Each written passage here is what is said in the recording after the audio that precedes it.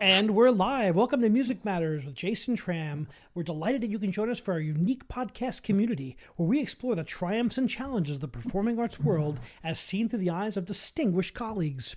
Thank you so much for helping us grow. We recently hit 1,575 subscribers, and every day we grow thanks to you. Please remember to subscribe to us on YouTube and smash that bell icon for the most up-to-date information on our upcoming guests and topics. And we have topics from the classical world, from the pop world, from the rock world, and everything in between. Here on Music Matters, we discuss the issues that matter, and we dig into music from so many different points of view. So thank you so much for being here. You can also hear us, if you want to hear our past 200 episodes for free, you can go on our website at www.jasontram.net. Again, that's www.jasontram.net. You can also join our mailing list there as well. So thank you so much. And we have a wonderful guest today. We have David Smolokoff, who is a classically trained singer attending the Juilliard School in Indiana University. And he also has a pop alter ego, which he calls King David. King David released his first single, which is called it's Be There, and it has all over 50,000 views on YouTube, and it's also on Spotify as well. So we're delighted to have David here. Welcome, David. Hey there, how's it going? So did you always know you wanted to be an artist? Yeah, absolutely. I was that kid that, was running around the house singing, putting on little plays and voices. So I mean, it was kind of always in me, for sure. The performer is born, right? It's just something you can never help. I mean, I was the same way. You always making music, always singing, listening to the radio, and it's amazing how that just it's there. Were your parents professional musicians? No, my dad was in sales, but actually now my dad is in a band. His band is the West End. Yeah, he's in the West End Dog. So he's probably doing it for like over 10 years now. So at one point he just decided he wanted to be a singer too, and he started a band, and he's doing that, and he's doing it real great. So that's amazing. Wow, and that's great to go into it at later in life. Usually when you're younger you perform, and then when you get older you do something else. But how cool to do it the opposite way. For sure, and being in sales, he's really. I learned a lot from him because he just goes after, all the venues and gets all these gigs. I mean, he's fantastic. So, well, we know that today to be a professional musician, you have to be a self-starter. That's the only way to get work done. That's the only way to get any work, to build momentum for yourself. It's so important, whether you're classical or pop or everything in between. Absolutely. Got to wear a lot of hats. So tell us about your, so you started singing, you were born singing. So tell us about, your musical development. How did you know that you wanted to go into music, and what were some of the big moments in your development? So it happened so early for me. I think one thing that this week with the anniversary of 9/11, 20th anniversary, it kind of reminded me that my first public performance singing was at a school play. We did Oklahoma, and I was Curly, and I think one of the lunch monitors noticed that I was singing. I kind of was that kid that would sort of be like singing during recess while everyone was playing sports. So I mean, there you go. But she told like one of my teachers said he's got a really nice voice. So they asked me to come in and sing, and then they gave me like another little part to sing when I was in Oklahoma, which was sort of like, there were really no solos. Every lead role who was in third grade got like 20 lines. But then they had me sing something, and then they asked me to sing the national anthem in honor of 9/11. So it was kind of my first public performance, I think like 20 years ago now, as we just talk about a high pressure gig, man. That doesn't get much more high pressure than that. For a third grader. For anybody. For sure. Yeah, and then after that, it was, they were trying to get me voice lessons, and a lot of teachers in the area were like, we're not taking somebody that young. So I just kind of did like some plays in between. And when I was in fifth grade, I started studying classically as a boy soprano, and I never turned back. Well, but it's no longer a boy soprano, but. Well, you just dropped the octave. Yes, for sure. You're certainly a tenor. Listening to your work on the video that would be there, I was so impressed because, a lot of times when classically trained singers do pop music, it can be the results are not always pleasant to the ear, let's just say. Yeah. Did you always sing pop music? Did you always sing pop in Broadway? Was that something you grew up with? I definitely always sang musical theater. through, middle school, high school, and even in college, musical theater was something that, I did on the side. When you're studying opera, there's not a lot of opportunity for young people. Some opera singers in that age range aren't so interested in musical theater, but I always was. So I definitely always sang musical theater. I wouldn't say that I sang pop ever really publicly, but I did, have like a inner kind of closeted pop thing going on that, I explored on my own with writing songs. And I think now it's kind of just taken me like this long to sort of come out with that. Yeah. Well, welcome to bring it out there in such a public way. That's amazing that your first release has gotten that much attention. I listened to it. I'm like, okay, I'll give it a listen. I was like, this is great. I mean, it's really spectacular. Thank you. I appreciate it. It's my first stab at producing, and I recorded it myself in my apartment. So I'm really pleased with how it came out, especially for my first try at everything. So thank you. I first met you. You were in my house after a Beethoven 5 performance. I'm like, who is this guy? And right. And everyone's like, you got to meet this guy. He's a wonderful tenor. So I've heard about you from a lot of very close friends of mine. Andrea Del Giudice, who I spoke with today, speaks incredibly about you as a singer, as an opera singer, and what you're going to grow into as a full dramatic or lyric tenor, growing into that repertoire. But I'm always amazed when people can do more than one thing well. Thank you. I'm kind of amazed that to have put this out. We were just talking. It's my very first single in the pop realm. So somebody like you, I've heard a lot about you too through the grapevine, and hopefully some of it's good. Oh, it's all super good. No, but I've depends on who you ask. Right. I've heard so many great things about you, and it's kind of interesting for us to be meeting under these, under this situation, because, we could have met for sure with me singing tenor, and it's pretty cool. It's meant to be. I love meeting new people, and I love meeting the next generation of artists who are on the rise. To me, that's very, very exciting. The college professor in me just loves to work with the young talent who are the really gifted talent. Just it energizes me, and I just can't wait to work with you on the concert stage. Thank you. Me too. I think it's really exciting. And I also heard about you a lot from Andrew DePrisco, who is someone I respect an awful lot, and he speaks glowingly about your singing, about you as a person as well. Yeah, he's great. Andrew and I work at St. Gabriel's Church. He's the organist, and I'm the cantor. Shout out to Andrew DePrisco, a very, very talented producer and apparently an organist as well. I've never heard him play the organ. He's never played for me, but I've heard good things. Yeah, he's pretty great. He plays with so much gusto, and it really always makes me rise to the occasion. Even on like 8 a.m. Sunday morning, he's awake. I'm always coming in with a big coffee, and I don't know if he's drinking coffee or what, but he's ready to go. So I'm ready. He's an energized guy for sure. Every time I met him, he is just gung ho, and he loves his art, and just one of those people who loves music, so many different types of music, and just loves talent. He loves to be around talented people, and we've had some of my favorite conversations talking about opera singers and artists, and it's pretty amazing the circles we kind of weave in and out of. Yeah, absolutely. And it was Andrew who introduced me to Mark and Bob at Scaramouche Costumes, who they helped me out with costuming for my music video. So where, Andrew is a classical music lover and, of course, a theater producer in all those ways, he knew some people who could help me out with this sort of side project that I had been working on, before it became a full-fledged music video. I know like this world is really small, and it's cool to see everything coming together between everyone.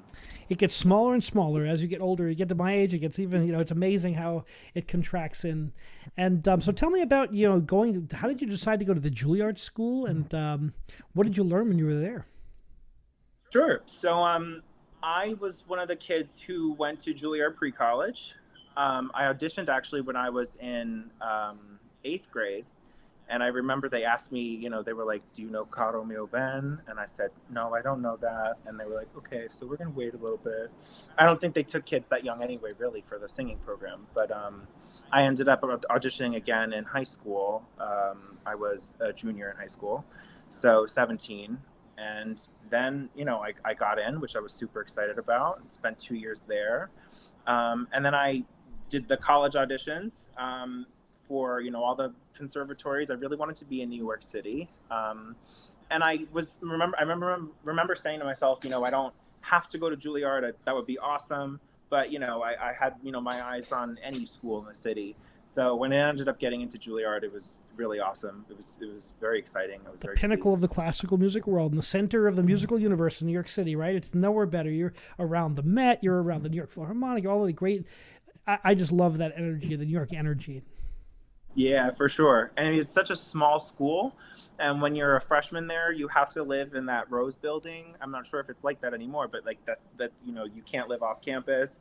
And, you know, you feel kind of like you're sort of in that little classical bubble, which is great. And then you're also in, you know, New York City, the giant jungle, which is amazing.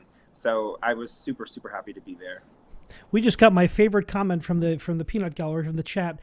Igor Stravinsky says, "I love your single. Keep up the great work." So, Maestro Stravinsky, thank you so much.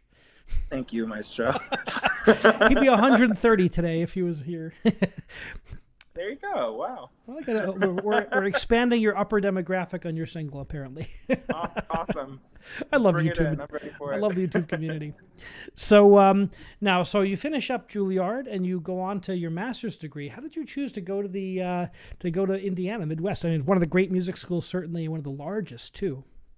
Yeah. So as you were talking about before, I had the opportunity to teach voice. I guess I started teaching at some point in my undergrad, but when I finished undergrad, I knew I didn't really want to go right to school. And I remember, you know, there was kind of like, my parents were like, "Oh, why don't you just go? Like, you know, it'll be easy." And I knew I wasn't quite ready for it. So I had the opportunity to get a teaching job at a local music school in New Jersey. And I had, you know, a ton of students. I think I taught Monday, Tuesday, Wednesday, from like 2:30 to 9, half hour voice students, which I just So love. obviously you enjoy the teaching process, right? I mean, because I know a lot of great singers who make really bad teachers. So you really have to enjoy the learning process. Yeah, and as a singer who, you know, I have this conversation a lot with other singers, you know, do you want to teach? And a lot of people say, "Oh, I'd be open to it." And then a lot of people say, "No, I have no interest." I guess I always knew that I would enjoy it. I remember, like, in the pre-college setting, we'd have these master classes, and I loved giving feedback, and I loved, you know, the mix between like the technical aspect to someone singing, which, you know, in that setting you don't always want to comment on because there's a teacher and that's their job, but also too, just like what you're noticing, what they're bringing out. And working with kids, I think, is just so special because kids are the future for everything. And when they have a good teacher, someone who can help lead them into appreciating music, learning how to use their voice, and also how to prepare for whatever it might be, like an audition, or, I mean, I think that's just so vital and so important. So it wasn't until I took, like, you know, some time off. I took 2 years. And then I knew, I said, I'm ready to go back to school. And I oppositely said, I don't want to be in the city. I want to try something different. And I was always attracted to IU for some reason. I guess it was just like a feeling. But I decided to go there. And I really, really loved it. I actually, I don't know if you could ever find any information on this anywhere, but I in that time, I actually studied countertenor a little bit on my own. Really? And I auditioned for IU as a countertenor and got in. And I think the week of, I just, actually, that's not really for me anymore, and went back to singing tenor. So very interesting. Usually countertenors tend to be baritones, don't they? Yes.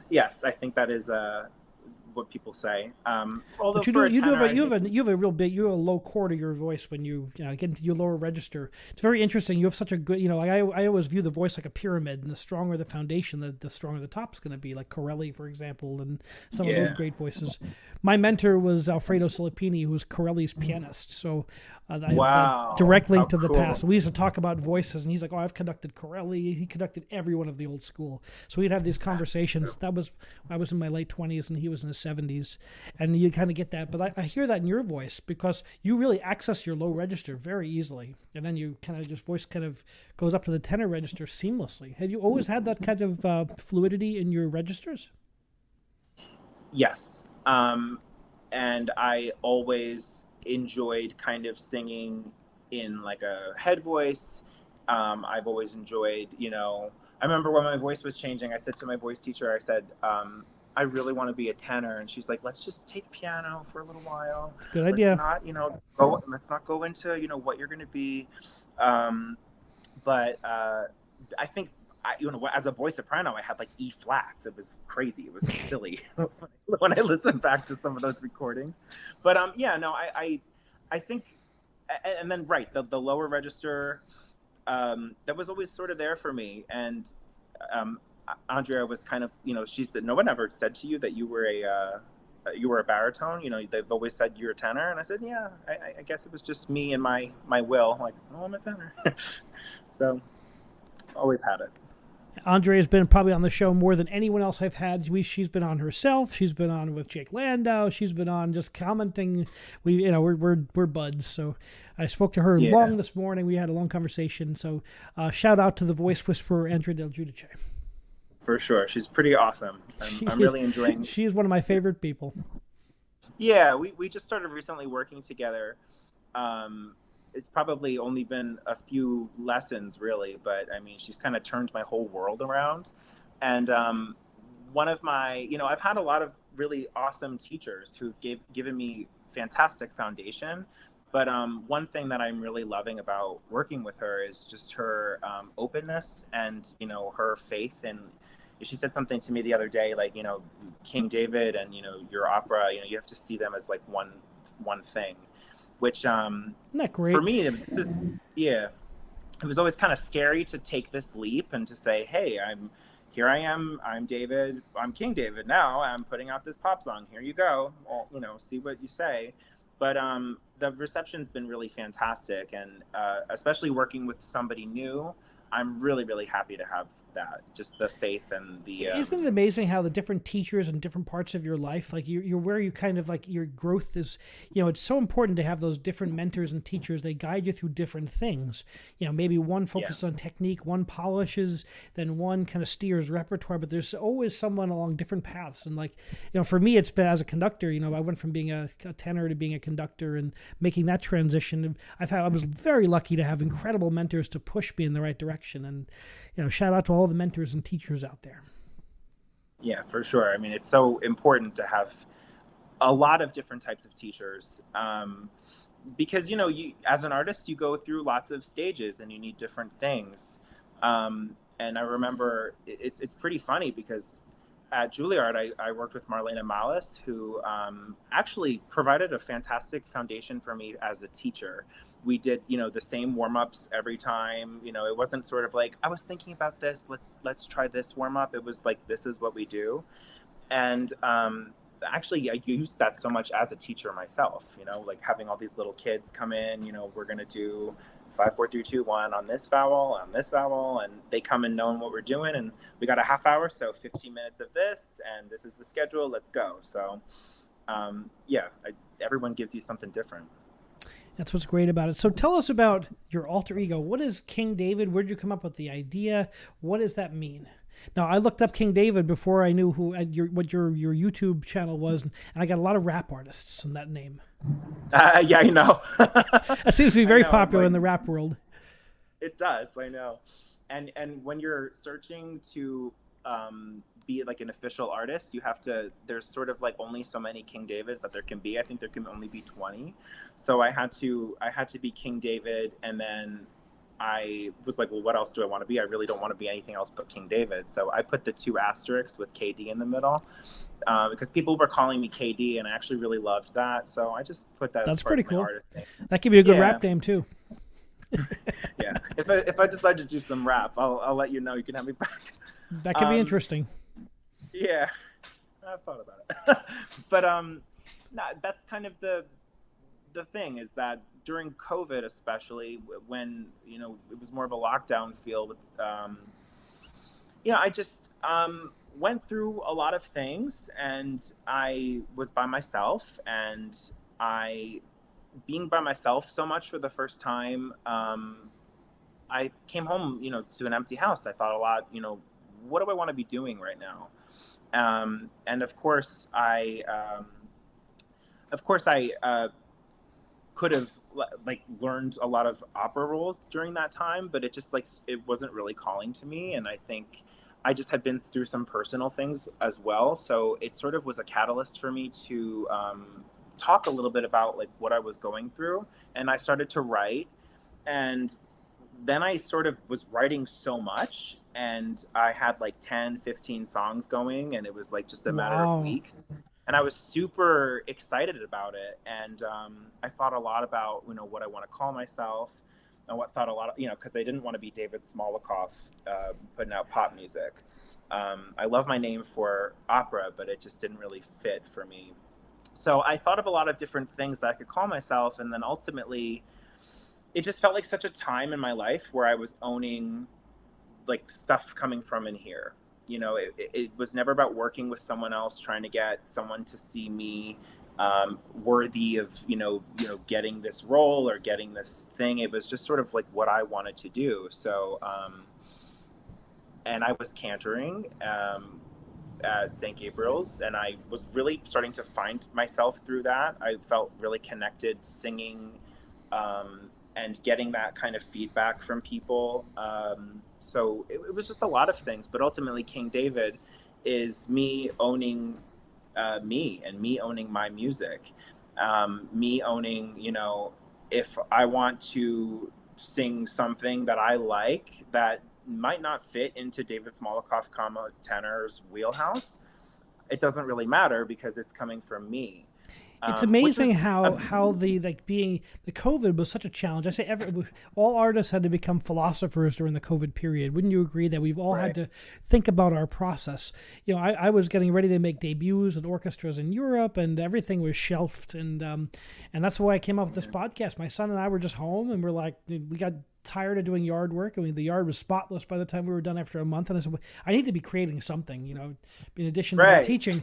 And it's amazing what's come out of it. I mean, and a lot of the greatest art has always come out of challenging personal times. Isn't that amazing how that works?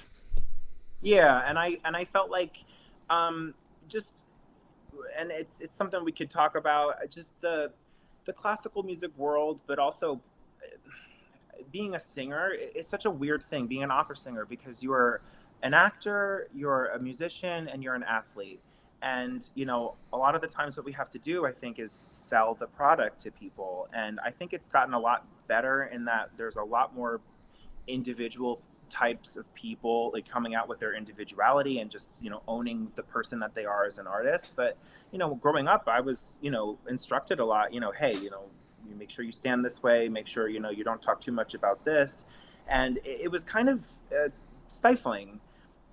So during this time where, I felt like I just was getting so much of that, and I had experienced a lot of that kind of in my musical life, in school, in relationships, I just, decided, I want to literally just be here, which is why I entitled it Be There.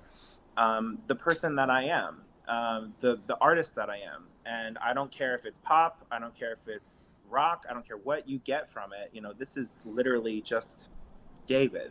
So because it's me, I say King David, because it's just, I'm owning it, I'm ruling it. Fantastic. Well, that song is so good. It's a well-written song. It's incredibly well sung. I really enjoyed it. I played it for my son, who was another rocker. We were sitting here listening to it, and we were like, this is really good. And cool. I always listen to it with my different kids who are all musical in their own way. We were going through it, and it was just, it really resonated with both of us. And thank you. It was so exciting, and I can't wait to see. Now, how long did it take? Did you write it a long time ago? Was it something you've sat on for a while? And what was it like to have it produced? So I will I actually wrote the chorus to it, or the musical sketch of the chorus, 4 years ago. And, I went through my phone and looked at, my notes, and I had the sketch of that melody, and I'll always just sort of sit at the piano and just press record and kind of go if I have something and just see what comes up. But then last year I said, you know what, I really want to do this. I want to make something of this, and I want to see how far I can take it. So I sat at the piano and made a piano demo with my recorder. And then I came across, I think I had the software for Studio One PreSonus on my computer forever and just never really went in to use it. And I said, well, what if I fool around with this? So I, spent forever trying to figure out how to connect my computer to my keyboard. And then I just, fooled around and I made a demo. And I didn't have a microphone, so I just used my MacBook speaker recorder and did one take. And then did one full other take for the harmony part because I couldn't, I just didn't know how to use it really yet. And I went around to, and I did that with all of the songs that I wrote, and went around to all the producers that I could find and tried to book studio time. And sometimes they'd be like, yeah, we'll definitely have you. And then I wouldn't hear from them. And then, because it's funny because I kept this so much to myself for so long. Eventually, when I started to slowly leak out what I was doing and what I was working on, it was amazing how much support I was able to find just in my inner circle. Because then one of my friends recommended me to the producer that I work with now. His name's Aaron Cafaro. We actually did theater years back when I was 13. And Aaron and I have been working together ever since. He taught me how to record myself from home, what to buy. And, I've just been sort of slowly doing it from from there. He, from my demo, was able to make a beat. And then he sent it back to me and, he's like, here you go. Then I was horrified to record it because his beat was so strong and so epic. And I'm like, this is awesome. And I really wanted to do justice for it. So I think I spent it does rock when you get to the end of that. You start rocking and your costumes start changing, getting funky. I loved it. It was fun. Thank you. Yeah, I know. It needed to be epic. And I needed to do the best performance I could do. And that is really cool because in the song, I think there's 3 different vocal styles that I sort of go to, and that is just to show the journey of feeling kind of vulnerable and a little bit on the broken side. So it's just a lot more hooty and vulnerable, and then building a little bit. And then that section where it's just rocking, it just feels really godly. So to get all of those styles right for me, man, that took a long time. But so now what's it like? What's it like when you put yourself out there like that, and to see the audience respond in the way they've responded? And give us some of the comments you've heard from some of the ones that make an impact on you that you've gotten from fans. The best thing that I've gotten was just that people see that it's something vulnerable. When you are a tenor and you have got this big loud voice, I mean, of course you can sing piano and you can sing sweet, but you're so used to always singing so that everybody in the back can hear you super well. And it's an amazing feeling. You let out so much pent up energy when you do that, but you don't always get to explore the more vulnerable side to your voice. And I think being that you're always doing work of other people, you're always doing an opera that wasn't composed by you, you're doing incredible works, but you can only put so much of yourself into it, because at the end of the day, it's technique and you need to sing well and you need to do the job. You can't cry, so being able to have it well received, that I was doing something that, meant a lot to me, that it was scary, but that people thought, that was impactful, and that made me feel, it made me feel something, whatever it might have been that it made them feel. I mean, that's the biggest thing anybody can say. It's a huge compliment. And I speak to a lot of recording artists, and they're always amazed that their pieces go around the world. It's amazing the reach that indie artists have today. How something you design here in the tri-state area can have a life all over the world and hit people. I mean, sometimes the music hits the zeitgeist. Everyone's feeling this feeling of vulnerability these days. COVID's been so hard on so many people, so it provides a lot of people something positive to kind of let their feelings grow off of. Yeah, I was looking at the streams, and you can see I've got something like 50 streams from Mexico, and then I saw the Philippines, and I saw, just all these places that it's like, how does this even happen? But there's so many ways that you have to try to, implement to make it happen. But yeah, it's cool to see it happening. Well, continued success as your music travels around the world. And do you have plans for some other pieces coming out? Yeah, so as part of my that I've written so many pieces, I've kind of, at first we were going to do, single, and then it kind of turned into an EP, and it's kind of looking like we're probably going to be doing a full album, which is really exciting for me. But as far, got to take it one step at a time. So right now I'm working on my next release, which will be a single. And I'm trying to put it out sometime around Halloween, which could be kind of a hint to sort of the vibe for it. But I'm working on a music video, and we're kind of stepping it up, where I've got dancers and I've got like a real location, and just a lot of things to sort of go from where I was and be there to, just elevate and see if we can, do a little bit more, which is always the fun, challenging part of doing things by yourself. So tell us about the music video. What was it like to, after you finished the song, to put the music video together? Did you direct it? Did you kind of conceive it? So when I was almost done with the song, I just got a call from a friend, Chelsea Amoroso, who she just invited me to her house, and we were hanging out. And she and her fiance Andrew, they were showing me their house, and they have a studio in their house. They're working on, it's EOTI Studios, and they're working on. They had just finished, this beautiful, gorgeous studio that where they're doing film production, and I was telling them about what I'm doing, and it kind of like was this exciting moment. It's like, maybe we could link up. So. Then, okay, like this dream come true is about to happen. Like, I can make a music video for this song, and the process of turning all of these images that you have for the song into, something that is tangible and real is crazy. Because I'm a big picture thinker, and I have all these ideas, and, Chelsea, like, took all of the information that I put out, and we refined it and sort of reined it in. And even still, like, it's pretty epic, to have like angel wings and so then I started I linked up with Scaramouche Costumes, and I went in a couple times, and they were like, yeah, whatever you want us to make. And I was kind of like thinking, I saw some Cavaradossi in there a bit. I saw a bit of Cavaradossi in there. Yeah, right. Yes. I mean, like, whatever, they were like, whatever you want. And I'm like, really? I just want to borrow like whatever you have. They're like, no, we'll build you something. So, then I have more control creatively. So I've learned so much from this process, because being specific, having faith that, like in your vision, and trying to relay that, because as a singer, you're not always like, I want this and I want that, but that's really the reality that was handed to me this year. So the process took lots of months.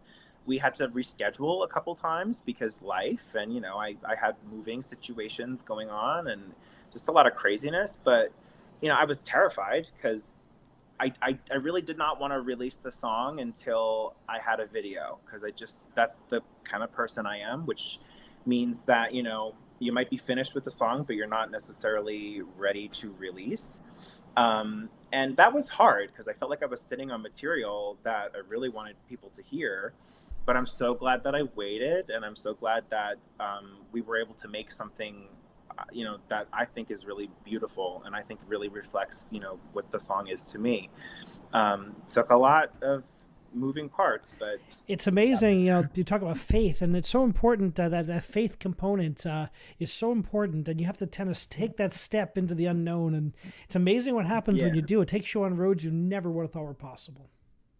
Absolutely. That people around you that they say that they're there for you, and I a lot of what I experienced was fear at one point. You know, I didn't want to come out and say this is what I was doing because I didn't want people to dissuade me, because I'm kind of that person. I get a little bit like wrapped up in like what people might think and say, but with King David, that's, like, no, I am right. So, but I still had to go through that process of letting it live in me and letting it be in my little bubble. But then eventually when I opened it up to the people around me, I just had so much help.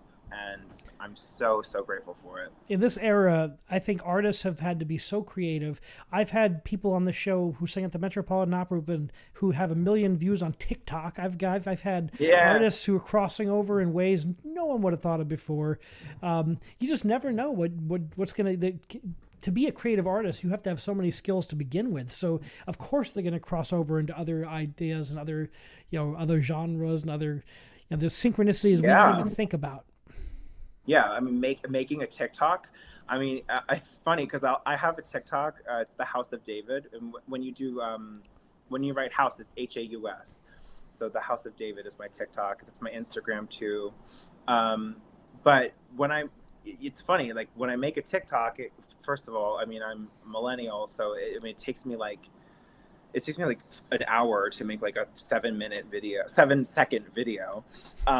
But I'll have like all these videos of me singing and, playing at the piano, and, like it might have like 800 views or something. And then I have this funny video of me, pretending to like move out of a house. I was really moving out of a house, but pretending to like be dramatic. Art like, imitates life. Yeah. I had the bed and I was like carrying it through the grass, and I was like, I'm never coming back. You can't make me come back. Like as if, anybody wanted me to come back. But that video got like 11,000 views like in a day. So I have all this like, like me singing, but it's the funny stuff, I guess, that people like on TikTok. We had one of my guests on the show so far. I don't know if you know Stephen. He has over 1 million subscribers on YouTube and 3 million on Instagram. He's a comedian who does sketch comedy, but he's really a classically trained actor, and he's found this life. He never, he just came up with. He said we talked about the key to his success, and it was just amazing, his diligence and his focus, and whenever you put that kind of focus and that work into it, it takes creativity, it takes hard work, but it's that focus and that laser focus that you're doing right now. It's finding that that unique thing that you do, and then amplifying it. Absolutely. Yeah. And just, I mean, there's so many ways to use TikTok. One thing that I really love, I mean, I have got the astrology wheel on my shirt here, but during COVID, there was another thing that I was able to do. I found this YouTube channel. The name of it I think it's Learn the Sky, but I mean, she's phenomenal on Instagram. She teaches you how to like learn the constellations. So I watched like every single video I possibly could have, like 3 times, and I would go out there and spend like 2 hours a night, like learning and finding the stars. But it was just another thing that I could do during COVID. But I saw like on TikTok, nobody uses TikTok for that. So hopefully no one's going to watch this and steal that idea from me, because I'm sort of trying to work on it. That's pretty cool. But I'm always trying to figure out the constellations. I always find Orion very easily, and the Dipper I can always find those two. But the rest of them... Next time we're out together and it's nighttime, I will probably on my own just show you, because I'll be very. I'm my kids always make fun of me. I'm huge into nature documentaries, history documentaries. Whenever I'm not doing music, which is most of the time, or I'm studying a score, I'm like nerding out on nature documentaries or watching the constellations, or whatever I don't know, I want to learn more about. That's just the way I am. And I love that. Yeah, I'm directionally challenged. Like, I still need like my Google Maps for, to get, to the grocery store. But I can find north super well. I know exactly where north is, no matter where I am. When I hear that the Polynesians used to navigate thousands of miles by just the stars on the most rudimentary of ships, I mean, that to me is like mind blown. Incredible. Yeah, it's incredible. They would survive storms at sea by staying under the unbelievable. This really, yeah. I know. I'm not even going to go there, because I'll take up the whole time. We have a question. Anne from Fairhaven. There's someone in your neck of the woods. Anne from Fairhaven asks, she's asking, who are some of the pop artists who influenced you the most? Um, uh, Absolutely, without a doubt, I love Lady Gaga, because of the uh, because of the amazing span of things she can do, um, the ways in which she can, all the ways she can sing, all the genres, and also too learning that about me, where I'm a person like where I do actually care about the visual aspect to the music that I'm doing. It's not just about the music for me, but I really want to tell a story. And I mean, she just, for the whole time she's been on the scene, has just done an absolutely incredible job with that. People don't realize that she is quite a gifted pianist and singer and songwriter. I mean, she does wear the meat dress and do the shocking, controversial stuff, but she is a really fantastic artist. Yeah, she's phenomenal. I'm a big fan of her. Have you seen her play live? Yeah, twice. I got to see her at the Monster Ball, so it's been years. We had tickets to see the Chromatica Ball, but she that had to be canceled because of COVID, and I don't know if it's going to be rescheduled. Oh, and I also saw her with Tony Bennett, which was phenomenal, which was just so different, because she just sounded incredible on all of those standards. I saw Tony Bennett perform at Ocean Grove. He came here and sold the place out. And my favorite Tony Bennett story is he turned off the mic in the Great Auditorium and just sang a piece a cappella. And I'm like, man, that made my day. He sang Fly Me to the Moon. It was just like, oh, it doesn't get any better than this. That's awesome. And his duet with Lady Gaga, I've heard a couple of the recordings. They're unbelievable. Yeah, and she just goes for it no matter what it is. What I love too about, I think there was like a Tony Bennett's birthday, there was a performance, and I think you could kind of maybe tell she was sort of not in her best shape, maybe a little under the weather. And Gaga, just like an opera singer, just no sense in her that she's scared or she's just open and big high note, and it's great, and it's got vibrato. She could do that no matter where she is and what's going on. I mean, that's just you don't have that with a lot of pop singers. I'm a huge Celine Dion fan. My friend toured with Lady Gaga. She was the solo violinist on her tour, an artist who she was playing orchestra with me, but she did tons of pop music, and that she was the violin soloist on tour with Gaga for a year. I'm like, wow. Oh, and she just really spoke cool. volumes about her as an artist, just, oh my God, amazing. Yeah, just being around her, I'm sure, is just incredible. But I love all pop. I think that's kind of why some classical music people will say oh, that's not music, and it's just that's very narrow-minded. And I'm a big rock guy, and I'm just amazed by the energy of contemporary music. You have to have such great energy. Those people, when you watch a show that works really well, it's just got to be. And I try to apply a rock sensibility to my conducting. I go backstage. If you go backstage, and I'm probably listening to rock and roll to get me kind of pumped up and get out there. It's just a way of thinking. I think that the contemporary music, I think it's a great, there's just like anything else, there's good and there's bad in any genre. But I think that there's some great pop music out there.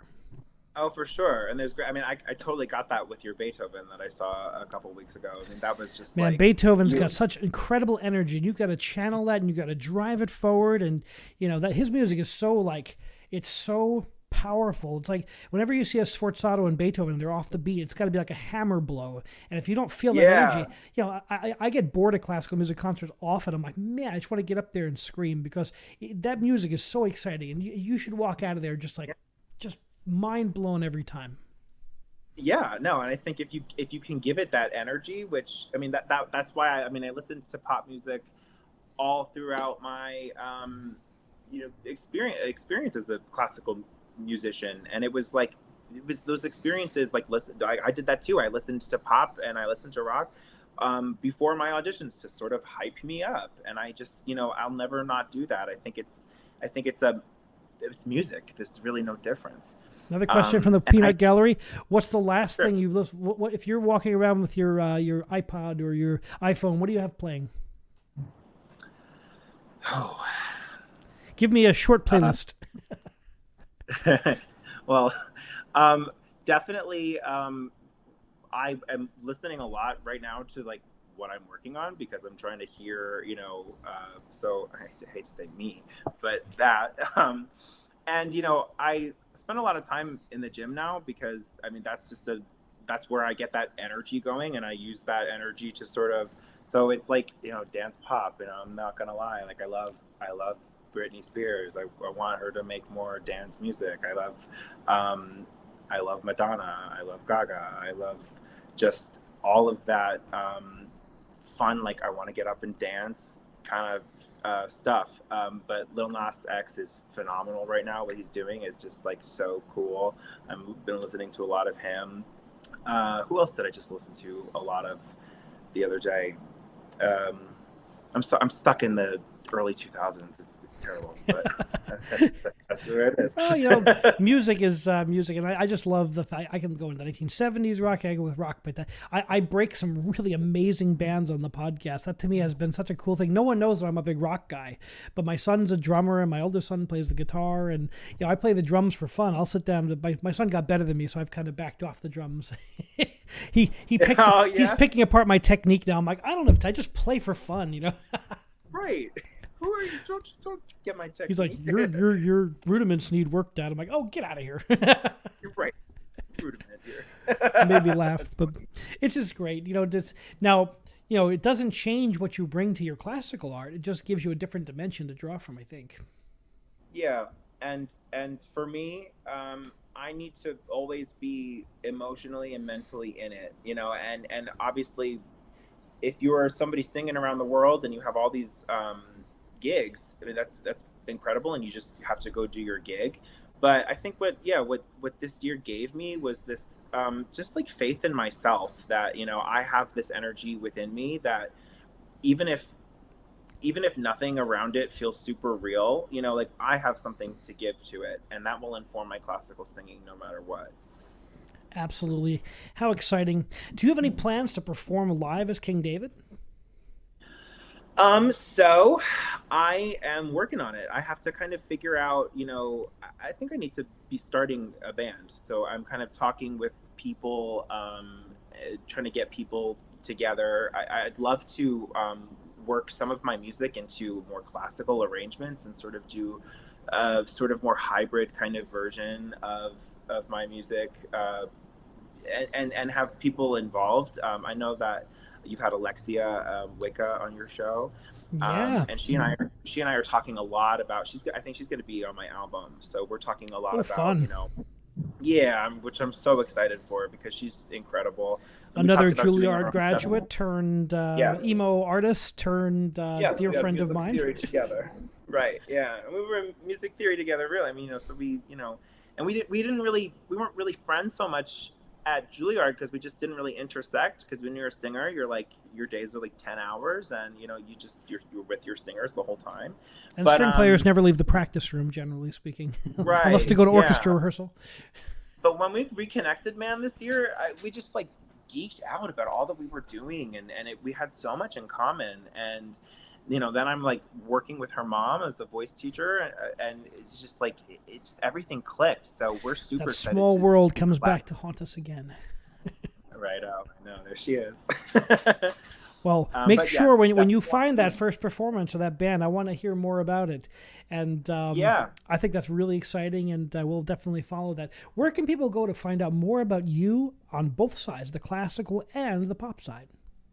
So funny that I still don't have an operatic website.